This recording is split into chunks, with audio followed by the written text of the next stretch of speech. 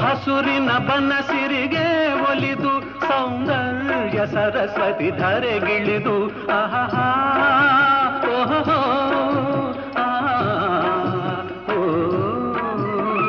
ಹರಿಯುವ ನದಿಯಲ್ಲಿ ಜಾಡಿ ಹೂಬನದಲ್ಲಿ ನಲಿಯುತ ಓಲಾಡಿ